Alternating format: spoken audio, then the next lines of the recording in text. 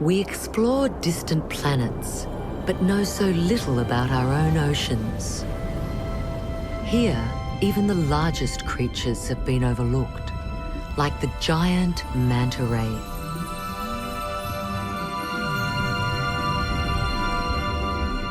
They're called manta from the Spanish for cloak, and devilfish for their horns. And while some stay close to favourite sites, mysteriously others vanish for years. Now a group of scientists is on a mission to reveal the life of this intriguingly smart creature. Everything from now on will be new. We know so little that we're guaranteed we're going to be discovering new and exciting things pretty much every time we come out on a field trip. Exploring manta hotspots around the world, they find astonishing behaviour. From these rarely filmed mating trains triggered by the full moon, to one-of-a-kind feeding frenzies that only happen once a year.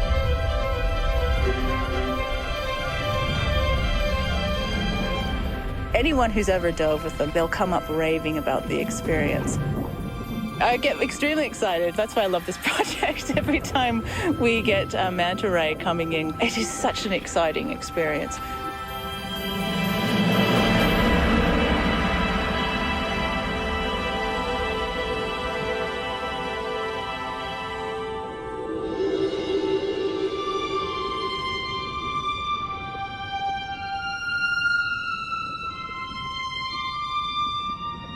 With a wingspan reaching 7 metres and weighing up to 2 tonnes, manta rays are breathtaking animals to encounter.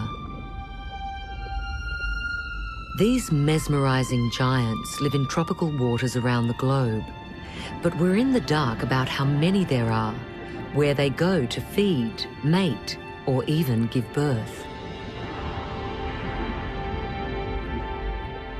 In Australia, sharks and rays are common along the east coast, but manta rays are much more elusive. They appear and disappear with unfailing regularity, and that's the first challenge for Project Manta's team. The only thing that we do know for sure is that the manta rays are seen here at North Stradbroke Island for 6 months of the year, and then they're not here. But where do they go the rest of the time? So if they are moving or migrating vast distances, are they actually going across international boundaries? And the reason we're concerned about that is because our nearest neighbors to the north actually have a targeted fisheries for manta rays. So that's one of the big questions. Is our population potentially moving into a danger zone?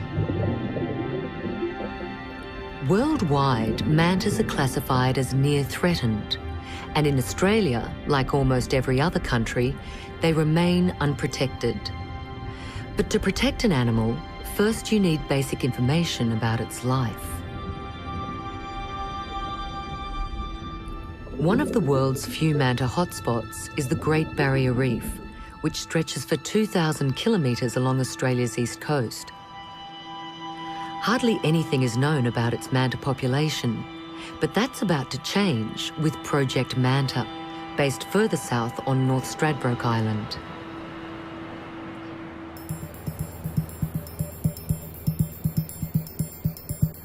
It's taken her 3 years to drum up finance and support. Now, lead scientist Dr. Cathy Townsend is ready to head into the field. Closely by her side are biologist Lydie Couturier and ecologist Fabrice Jan. In the coming year, they'll lay the foundation for the first manta census. It's a multidisciplinary team that we've brought together, and that's what makes this particular study very unique. It's a group of ecologists, behavioral specialists, oceanographic specialists. Because it is such a large question, you can't work within just one discipline.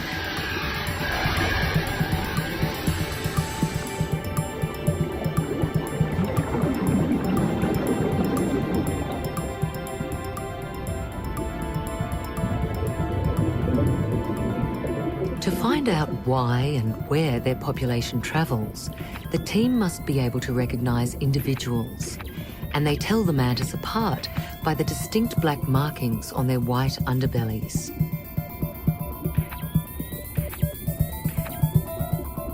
These markings are like a human fingerprint. No manta shares the same dots and spots, and each has its own personality. Some animals are extremely interactive. They'll come and stay with you for a full, 50, 60-minute dive, through to the other opposite extreme, where you've got ones that are not the least bit interested in you and are just cruising past. And we've got one little one that we call Curious, who always spends a lot of time with us. And then there's another one we call Speed Racer, and he never sticks around, he just goes. So where do Curious and Speed Racer go during the course of the year? And why? What dangers will they face? And how do they spend their day-to-day lives?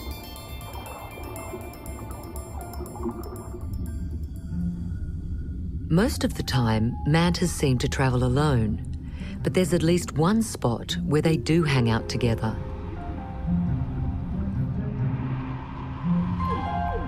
Coral reefs are like bustling high-rise cities, and the busiest corner on the block is the cleaning station. It's run by a crew of little striped cleaner fish that service a never-ending queue of eager customers.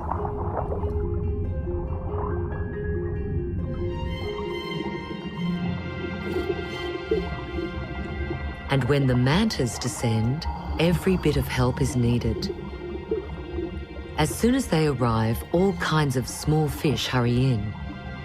To them, a manta is like a giant plate to scrape clean, and they lose no time in picking off parasites and dead skin.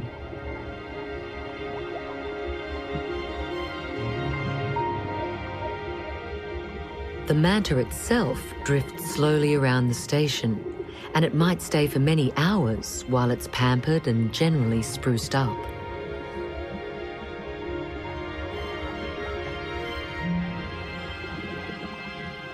But they can't stop altogether. Like many sharks, mantas are negatively buoyant, meaning they sink if they don't swim.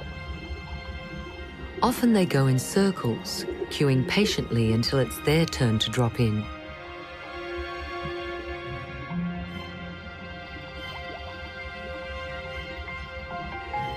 Most likely, cleaning stations also act as social hubs and involve a certain manta etiquette. But for the moment, too little is known about their behaviour.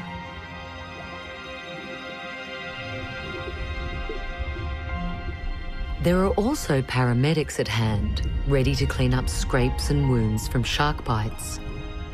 The moon wrasse specialises in removing infected flesh, and this manta's bitten tail is clearly still tender.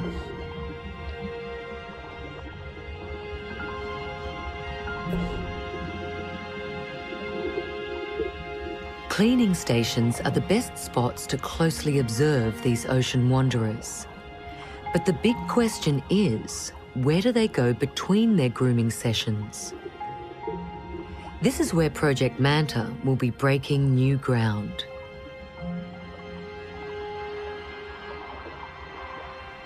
It's June, the beginning of winter, and something strange is happening on Australia's east coast.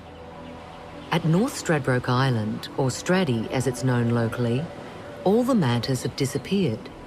Yet 400 kilometres to the north, around Lady Elliot Island, their numbers are rising. Is this where the missing mantas have gone? Over the next 12 months, Cathy Townsend and her team will be closely monitoring the mantas around Lady Elliot, the southernmost point of the Great Barrier Reef.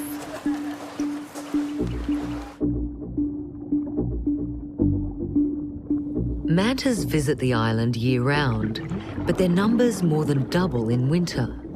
To find out whether Curious and Speed Racer have pitched up here, Cathy must open a register. The very first thing we need to do is to go out there and identify as many individuals as possible. And so what we do is we take a photo, we compare that with our database to see if it's one we've seen before or if it's a new individual. And the reason we're doing that is we want to try to get a bit of an idea as to what our total population size is.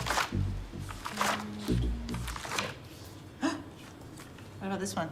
Oh, yeah. Logging every dot and spot, they've already identified over 100 new mantas in just 2 weeks. But the most exciting discovery is finding an animal at both Stratty and Lady Elliot. Was it? Excellent. Look, she was down at Stratty 3 months ago, and now she's up here. Traveling around. Yeah, I better write that down. The first matches suggest a link between the two islands. Excellent. But to be sure, they'll need much more data. And that's difficult to get. Particularly when it's from Stratty. With the photographic ID, basically you have to have a diver in the water to be able to take the photograph. Of course, there's limitations to that. Divers can only go a maximum of 3 hours out of any day. Acoustic listening stations get rid of that problem. It's like having a diver or somebody there recording 24 hours a day, 7 days a week. 4-7. All right. To get this round-the-clock surveillance system up and running, the team needs to set up 2 parts. Acoustic tags to be attached to the mantas, and underwater listening stations to be positioned around the reef.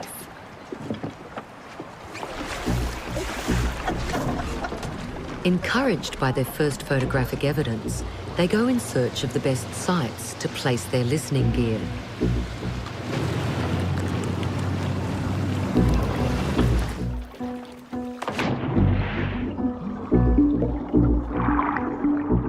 The station's anchored about 25 metres deep, and from down here, it will spy on the manta's comings and goings.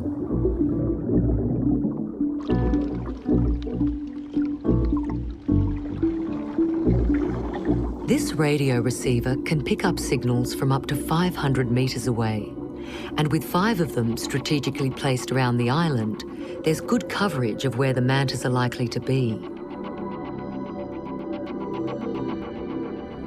When a tagged animal comes into range, its every move is recorded. This will reveal for the first time where the manta goes, as well as when and for how long it visits certain spots. Details that can't be obtained from photos alone.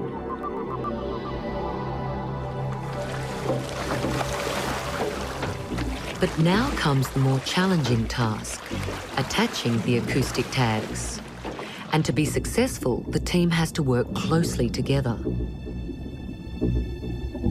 They stay within eyeshot of each other so that they all target the same animal.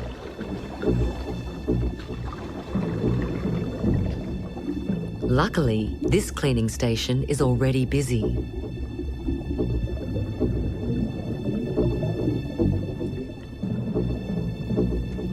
Now they must act quickly. Before Fabrice can free dive 20 metres down to deploy the radio tag, Kathy and Lydie have to get clear ID shots of the underbelly.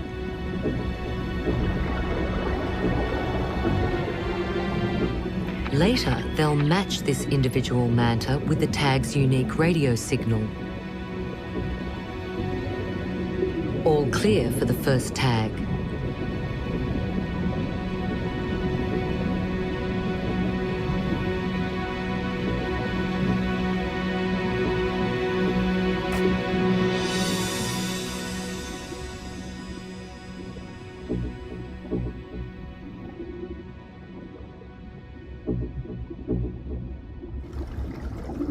One down, another 11 to go.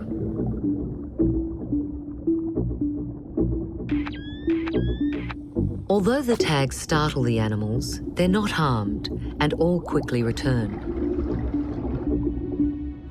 With listening stations in place around both Lady Elliot and North Stradbroke Islands, they should soon detect the manta's first migration route along the Great Barrier Reef.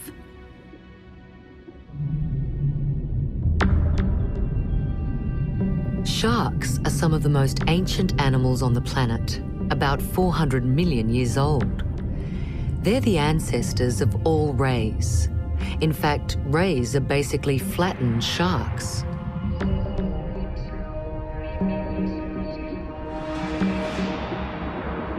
rays evolved in their own right when they found their niche away from open water and adapted to live and feed close to the sea floor, like the infamous stingray. In self-defense, it stabs an attacker with the potentially deadly barb on its tail.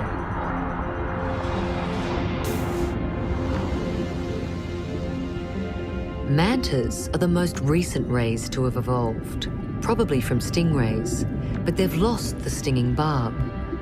Having gone back to living out in the open sea, they now rely on size and speed for defense. And despite their devilfish reputation, they're harmless to us humans.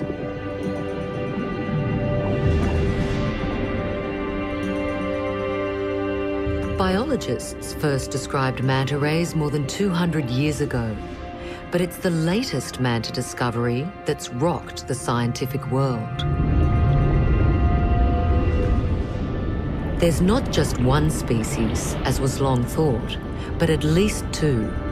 One of them, a giant ocean voyager.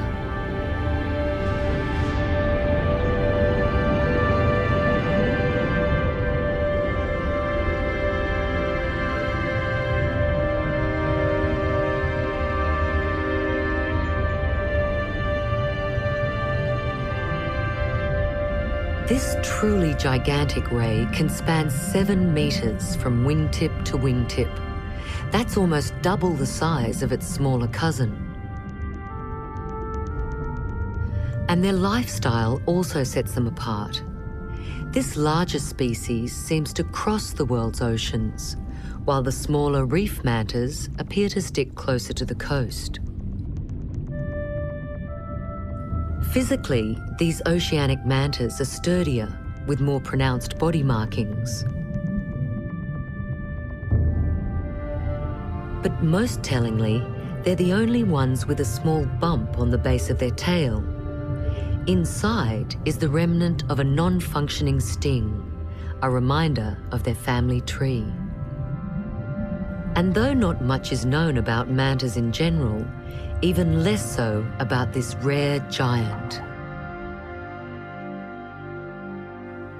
Mexico's remote Revillagigedo archipelago is one of the few places where they're seen regularly.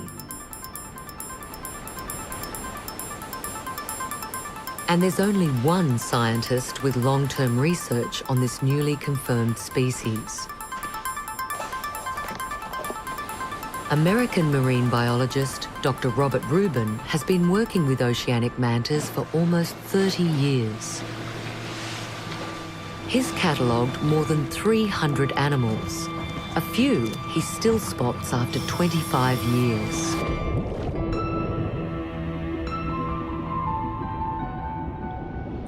And it's not just their size that's so impressive. Large manta rays seem to be extraordinarily intelligent. They show characteristics that we equate with intelligence. One of them, of course, is curiosity. That's one of the things that we assess in people that are bright. They're curious about almost everything, and that seems to be the case in large mantas.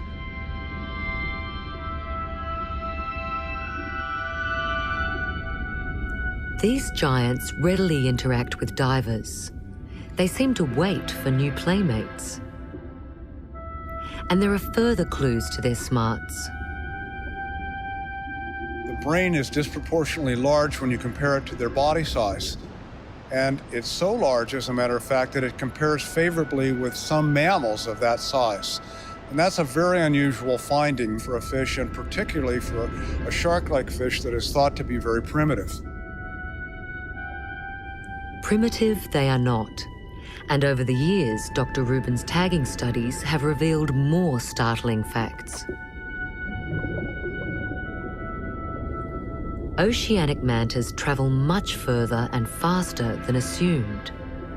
One animal covered a remarkable 2,000 kilometers in a week. That's 3 times faster than the great whales on migration. They also dive much deeper, down to 500 meters, and can do so in quick succession.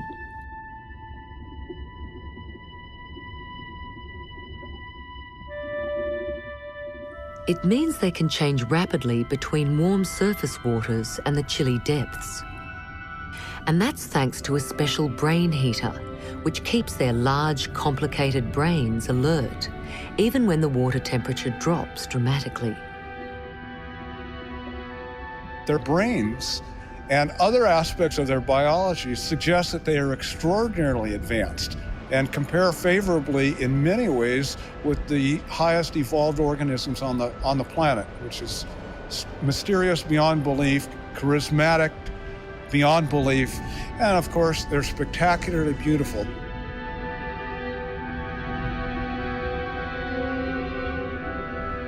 But these mystifying giants are far from safe.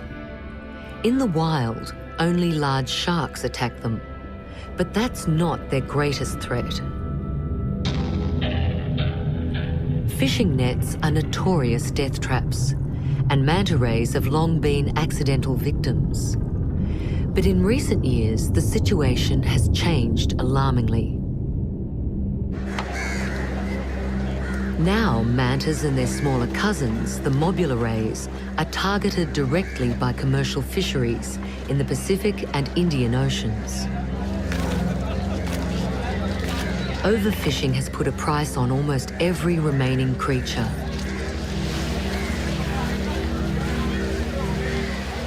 While most are exploited for their meat, some are slaughtered for only small body parts.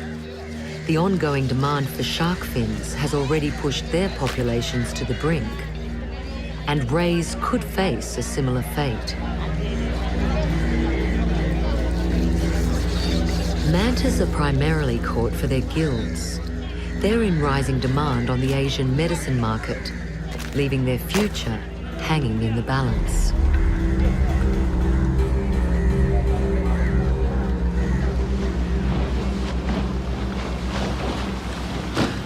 Conservation relies on strong data, and back in Australia, Project Manta's focus turns to the manta's diet.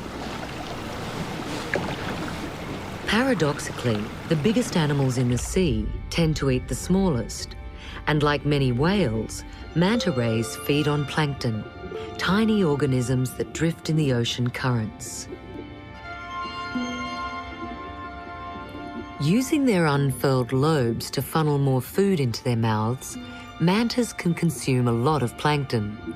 Estimates go as high as 27 kilos a day.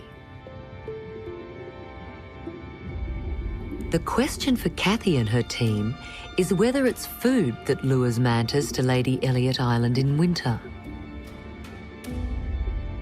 To understand what's floating in the water, they take samples everywhere the mantas appear, before, during, and after feeding, all year round. And this study is not only about food, it's part of a much bigger picture. Plankton is highly sensitive to rising water temperatures, so it's an early indicator of global warming. Plankton is one of those things that's predicted to be heavily impacted by climate change. And if you start messing around with the food source of the animals, then the reality is that it's going to, one way or another, also affect these large-bodied animals. So manta rays, they're almost like the canary in the cage as far as climate change is concerned, as to what is actually going on up and down the east coast of Australia. To recognise change, they must understand what drives mantas in the first place. Looks like there's a larval fish here too. Here. One of the big questions within Project Manta is where are the manta rays moving to and why are they moving? And the two main reasons that a lot of these megafauna animals like manta rays move, it's either for reproduction or because of food.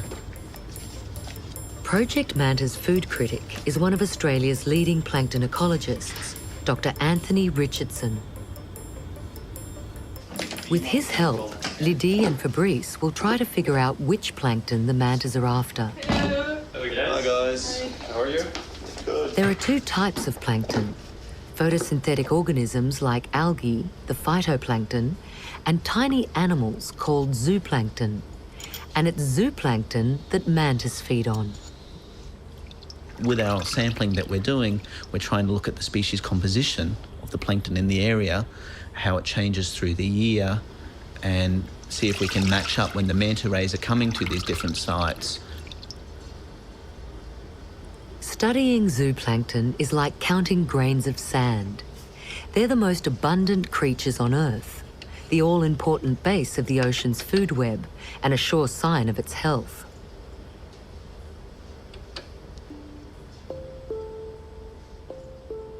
But which of these alien-looking creatures do mantas prefer?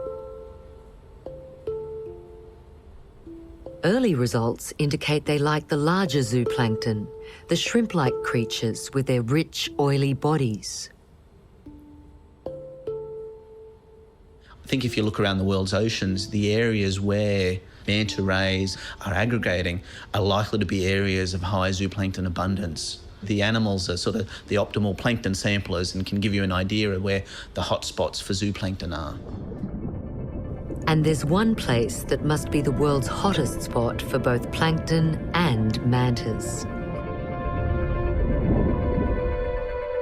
Lying barely above sea level, the Maldives string together almost 1,200 coral islands.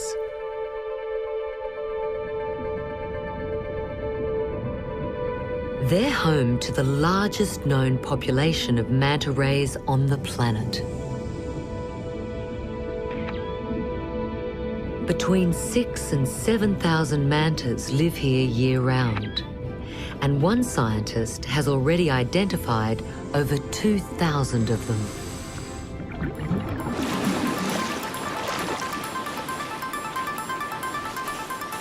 In the last 6 years, marine biologist Guy Stevens has discovered more than just a staggering number of rays. Welcome to the Maldives. Thank you very much. Great to be here. The start of the monsoon season can trigger a one-of-a-kind manta frenzy that Kathy Townsend has come to see.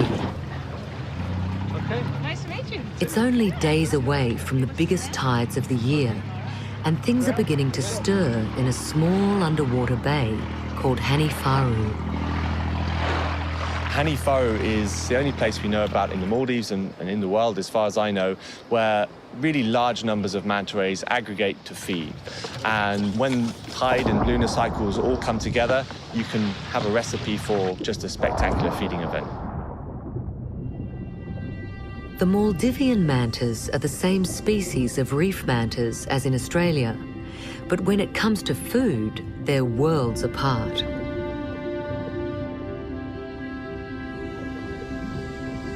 Hanifaru Bay is no bigger than a football field, yet it's revealed to Guy more about manta feeding strategies than any other place. When incoming tides sweep in plankton-rich waters, growing numbers of mantas form feeding chains. Like in Australia, they often skim along the surface, filtering the tiny animals through the gills in the back of their mouth.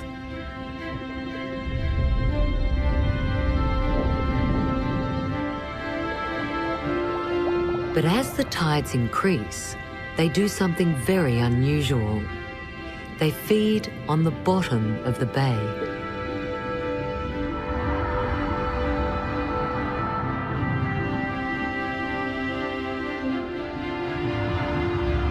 Hanifaru is a dead-end street for plankton. Trapped at the end of the bay, it sinks to the bottom, and the mantas have learned where to catch a mouthful.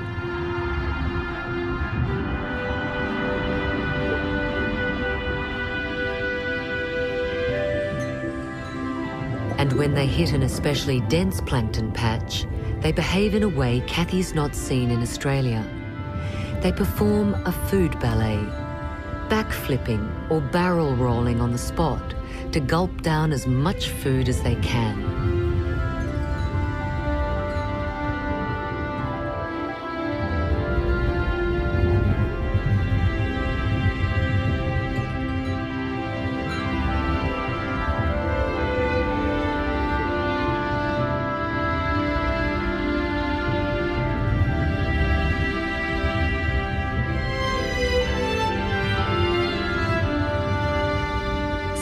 swarms of zooplankton are bouncing around everywhere. But is it the sheer amount or particular species of plankton that attract the mantas? Hey, Katie, 5, 3, 1. Yeah. 5, 4, 6. Yeah. Okay, you ready, guy?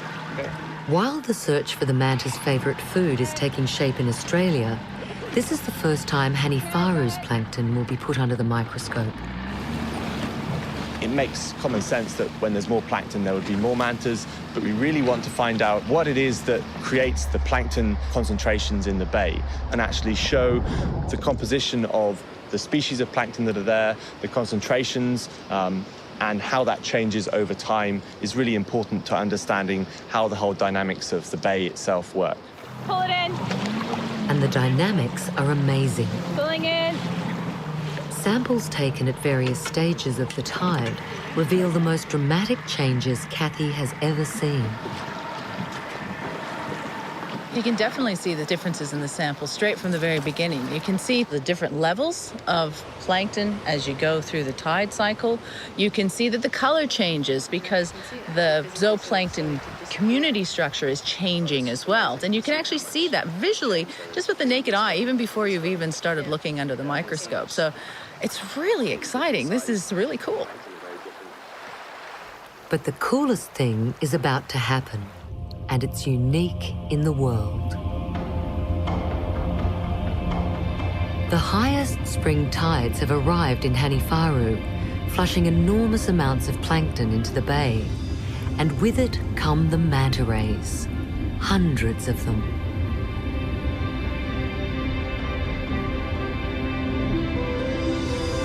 The plankton's so thick it's darkening the water, and the mantas are whirling and twirling in every direction. The feeding frenzy has begun.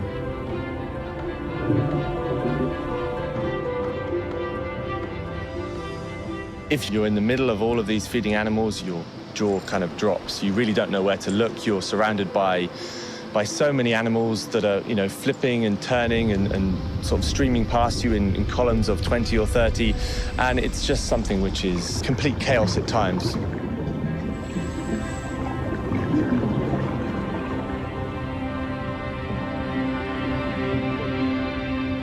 Then, right in the middle of this apparent chaos, the mantas begin something astounding, and it can only be seen a few times a year.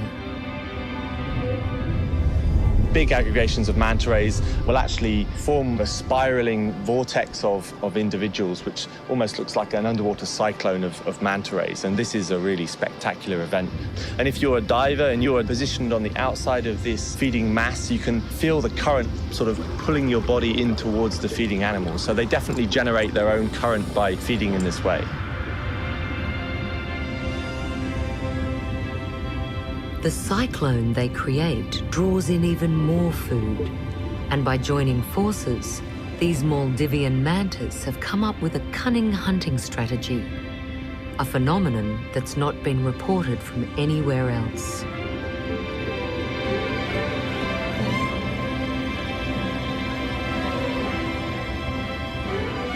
Just when Kathy thought nothing could top the unfolding drama, another giant appears.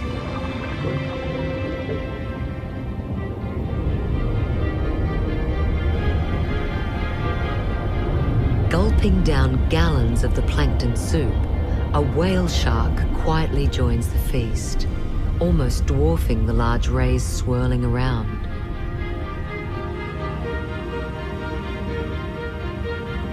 And to see two whale sharks together is extremely rare.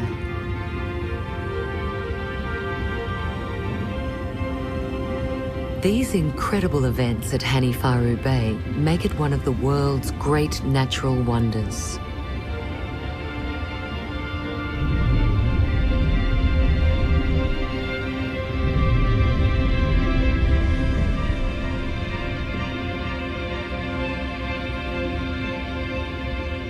Within an hour, the tide turns and the mad rush is over, just as quickly as it began. But for Kathy, the magic will last a lifetime. The Maldives are amazing for mantas. This has been by far one of the most amazing experiences that I have ever had. And it's quite funny now. I think I shall go back relatively blasé when I see one animal now after having experienced the chaos of 150 animals plus a whale shark. It's an amazing spot. And it needs protection. So could similar frenzies secretly be happening at the Great Barrier Reef? Now Project Manta is fired up to figure out their own population dynamics, and each piece of new data helps. Lydie is using a camera with laser beams set 20 centimetres apart, and for the first time she can measure individuals.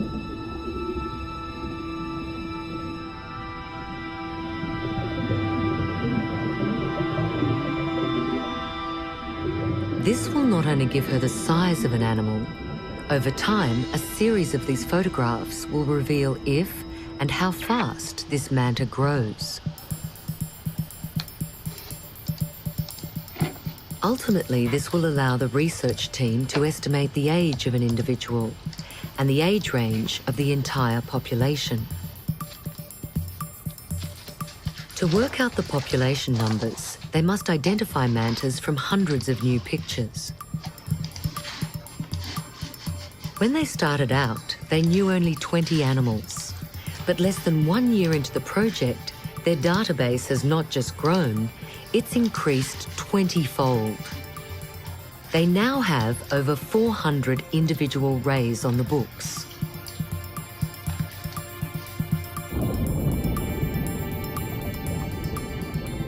Much of that success is thanks to Australia's dive community. Called up to send in photos they've taken up and down the East Coast, the divers' snapshots have already led the team to some significant discoveries.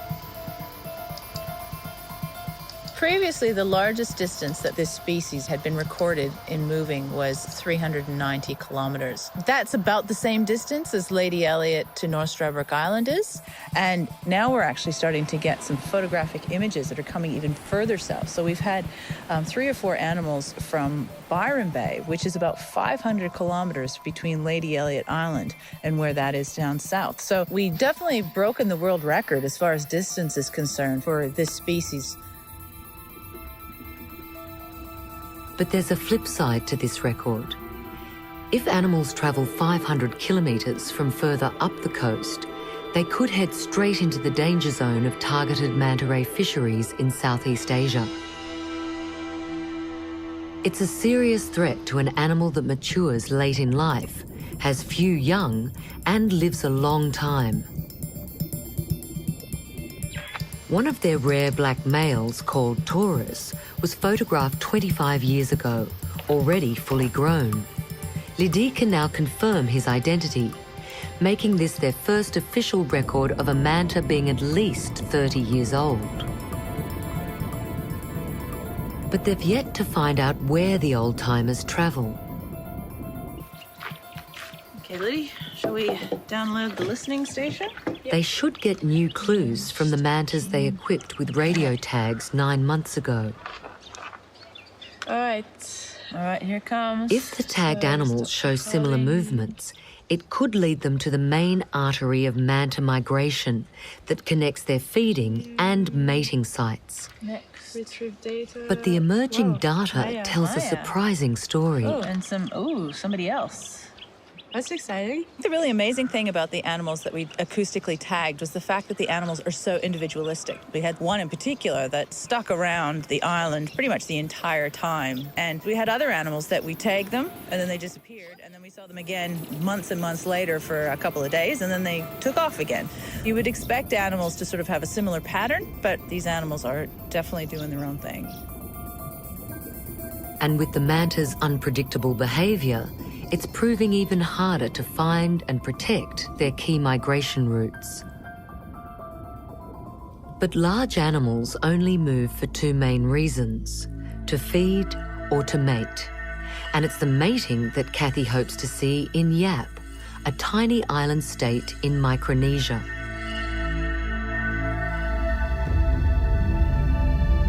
Along its faraway coast, the manta's mating season has begun.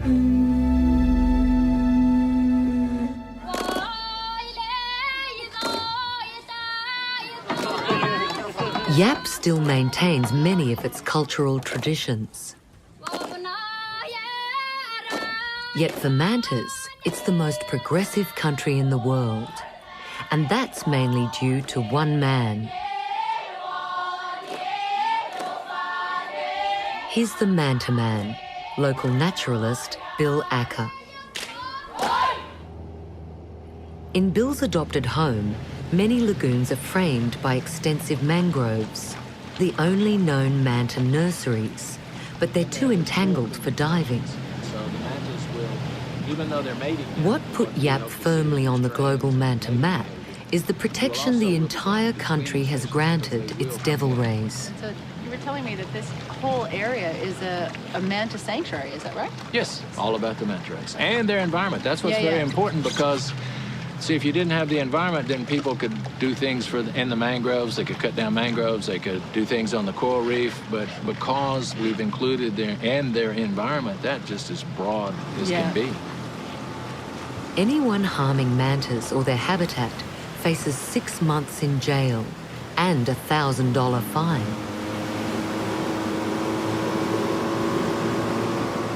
While the impenetrable mangroves keep baby mantas safe from humans and sharks, the wide channels in the lagoons are where their parents hang out.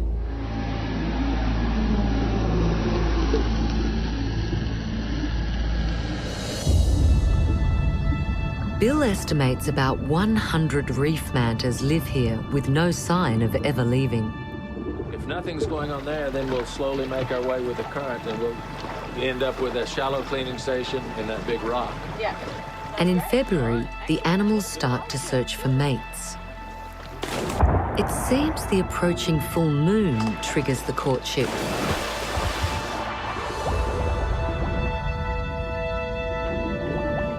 Bill's been diving here for over 30 years. He knows the mantas by heart, and it doesn't take him long to spot an old buddy.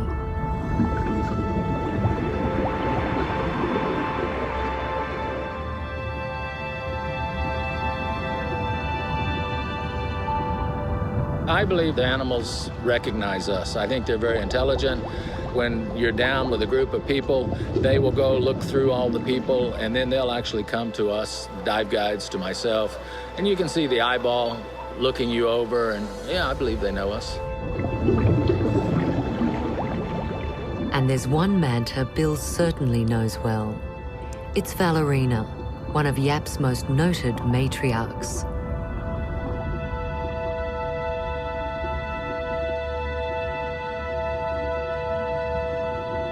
With a distinctive V pattern on her chest, Bill named her after his youngest daughter, Valerie. That was more than 20 years ago, when the ray was already fully mature. Now Valerina is possibly in her 40s, and, like Taurus in Australia, she's living proof of just how old mantas can get. It's likely they can reach 50 years or more.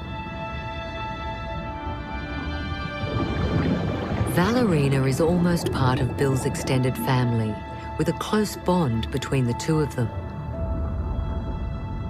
I think Valerina and him have a very special relationship. She started to recognize us and was coming in and having a really close look. And that's the wonderful thing about diving with the mantas. They do seek you out and have a look to see what you're doing, which is really quite unusual for a shark and ray. They don't generally tend to do that.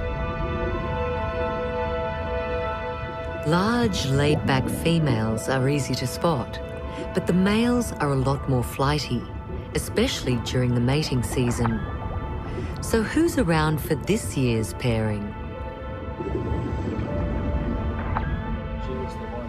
Bill's Wall of Fame shows Yap's key mantas, and after a week of diving, he can single out a few familiar characters. We also Blitz is another one that has 2 stripes. Interestingly, Bill has catalogued 3 times as many males as females. Different spotting on Ryan, and Ryan was one of them that we were seeing.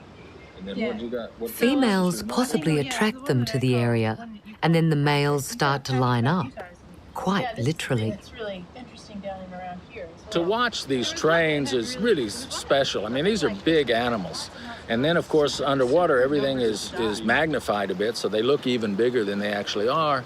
And then when they stop all around you and start doing these dances, it's magic. So you have to just be lucky to be in the right place to see it.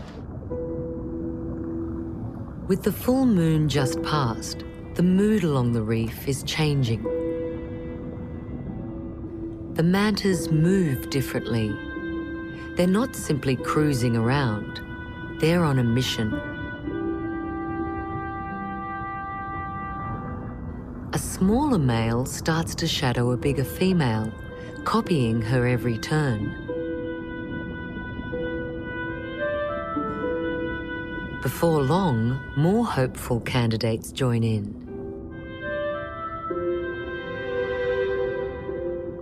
With the female in the lead, this rarely seen mating train is taking off, and the males try to outmaneuver each other to claim the prize spot closest to her.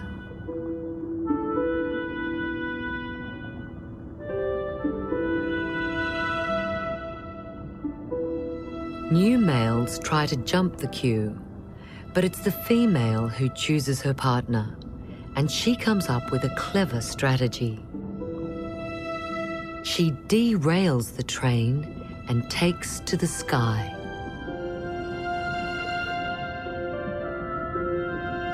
Her suitors have to keep pace. Their careful order now thrown into disarray, they jostle for position.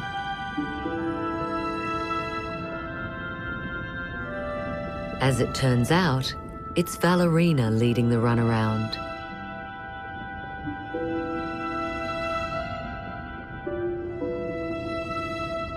It's a courtship dance Kathy's not seen before. I've certainly seen in Australia the mating trains on, sort of more the single plane where they're moving around. But here they actually go right up into the water column. And yeah, it's very interesting to see how things differ ever so slightly within the manta populations, to see, is there a difference between the animals around Australia versus other places in the world?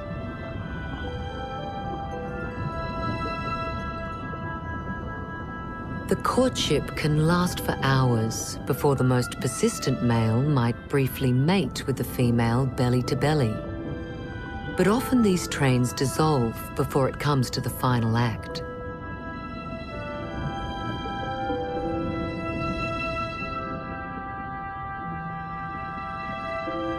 About a year after mating, she'll give birth to a single pup, something that still hasn't been observed, let alone filmed, in the wild.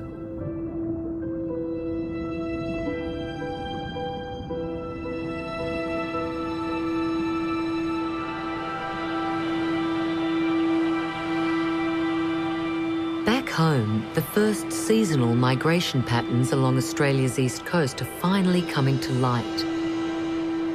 Project Manta's focus is now firmly on Lady Elliot, which has emerged as a possible mating site. Spotting for us. Yeah.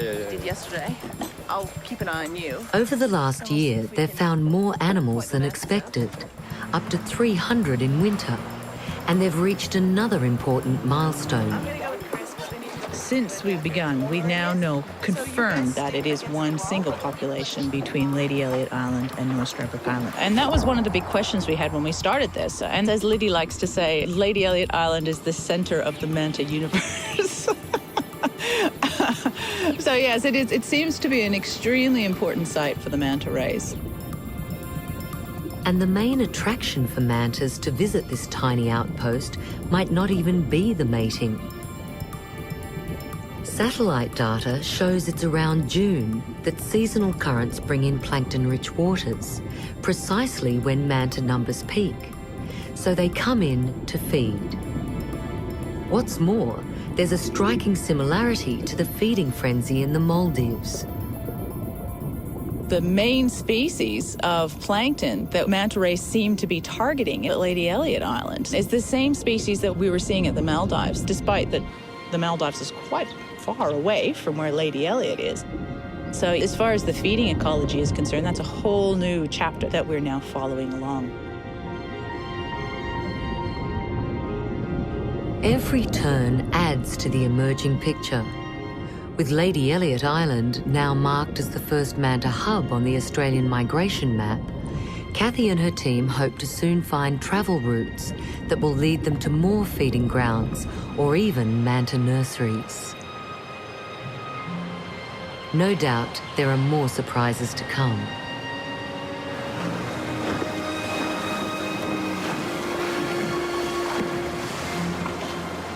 The first year has been an amazing step. We know so little about these animals that everything that you uncover leads you to more questions. And so Project Manta is definitely going to be happening for a very long time. The more we discover, the better our chances of protecting these iconic and intelligent ocean wanderers. If we care to look after them, now